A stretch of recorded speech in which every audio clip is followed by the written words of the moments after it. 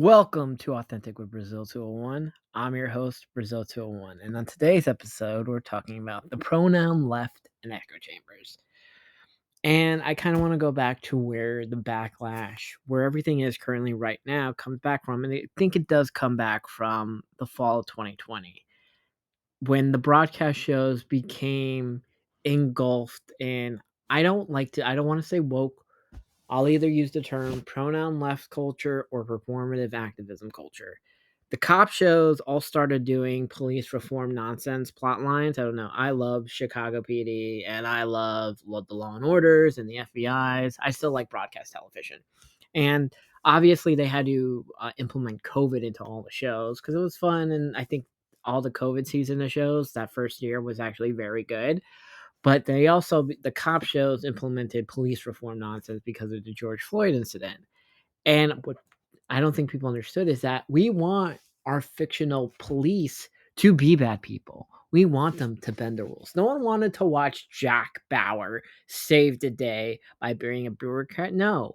We wanted to see him break the rules. That's why we like seeing Hank Voight. The only person on television who was allowed to follow the rules as a cop is Olivia Benson.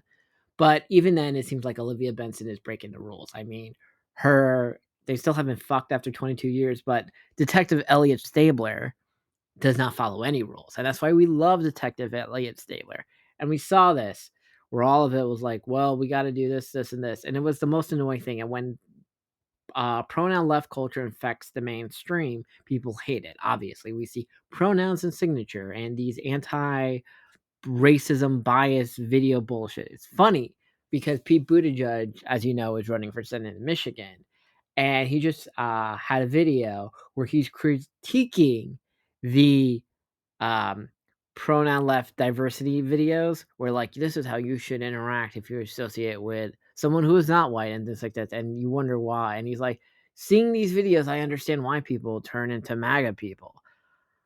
Wow, Pete, but you're the one who implemented a lot of this nonsense. You don't get to do these vibe shift changes if we know you truly believed in it.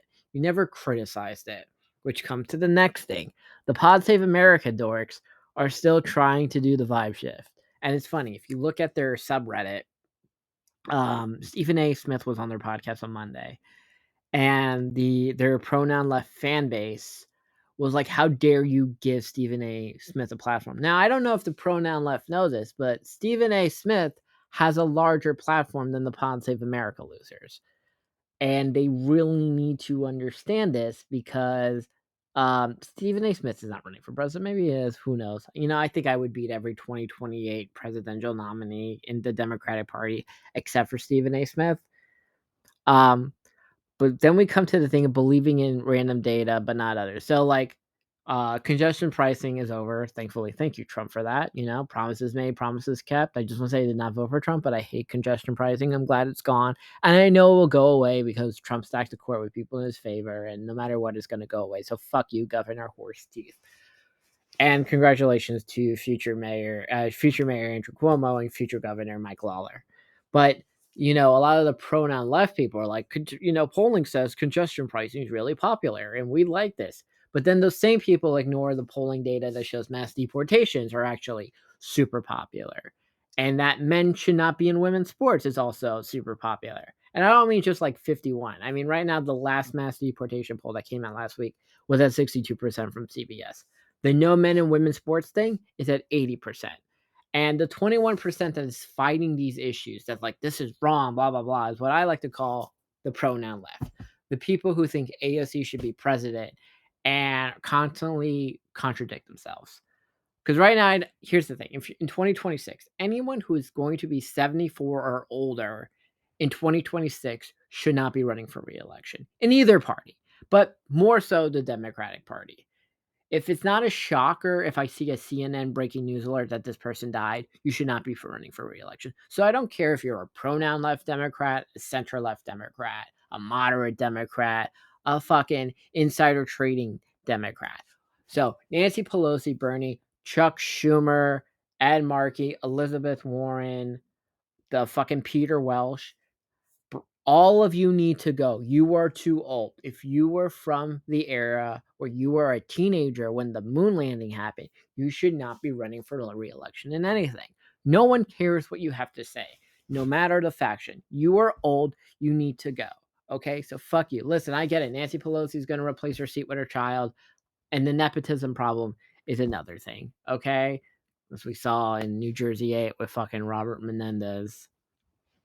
But you're all still refusing to come to terms with also with the 2024 election. You assume everyone who voted for Trump is racist, even though Donald Trump's 2024 coalition mirrors Obama's 2008 coalition. So you're like, these people hate themselves. No, people want mass deportations. Okay. And it's amazing because I was listening to Sarah Longwell's focus group podcast, and whoever is her immigration like person she had with her on the podcast who lives in New York who's like, I don't think New York's a third world country anymore. I don't see these issues that people are talking about. I'm also in New York and I see these issues. Okay. And I'm glad the mass deportations are happening. And I've seen less. And I understand, look, there's got to be more funding to get these mass deportations to happen. And people are like, but they're not treating them human. First of all, another simpler solution is this: is to make, because right now crossing the border is not a federal crime. It should be. This fixes a lot of the issues to make it. The Lincoln Riley Act becoming law fixes a lot of the things to make deportations easier, but this isn't fixing all the issues. Listen, Corona Queens, here's what happened with the fucking illegals. They got dumped into the poor areas of New York, and those areas are already underserved. So now they had to deal with looking like a third world country and dealing with third world country problems that they did not deserve. No, and I totally get it. Listen, this is what people want. Okay? I voted Kamala. I want mass deportations. I don't think men should be in women's sports. I think the pronoun left is fucking annoying. I don't think anyone should be saying, hi, my pronouns are this. No one normal speaks that way. And I don't know if you still haven't realized this, but I were to run for president, automatically, if I see pronouns in any of your social media profiles or pronouns in your fucking resume, I will not hire you. As well as the fact that I know hopefully you're intelligent enough to not work for my fucking campaign or apply. And it's funny because now they're like, oh, we need straight, more masculine men to do comms. Because I don't know if you know this, but almost everyone that does communications for any of the Democratic Party is either gay or a woman. Or they're just like an annoying, out of touch, way too flamboyant man, as in like Harry Sison and David Hogg and all those fucking bitch boy people. Okay. The average man doesn't want to hear that nonsense. And the fact that these people still cringe if they hear retard proves everything. Okay?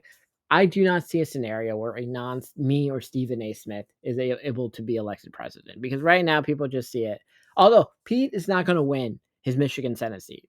The polling already shows. I don't know if you know this, but the fact that no one's going to say the reason why he won't win outside, everyone's going to say, well, he's attached to the Biden administration or this or this or that, or he's from Pawnee, Indiana. We know why Pete can't win.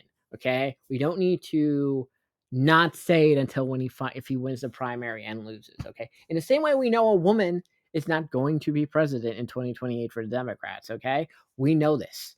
Okay, the first woman president in this country will be a Republican.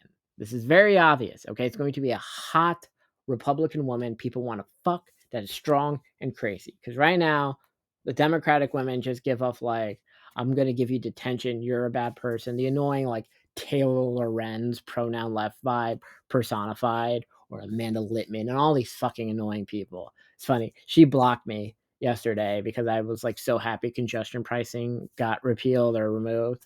And I was like, no, this is what people want. And like, fuck her, run for something, losers. Once again, anyone elevating pronoun left candidates is the fucking problem. Okay, people don't want to do these stupid HR videos about how you should be a better person, or you shouldn't say retard, or you need to think it's okay to introduce yourself with pronouns and all the other bullshit.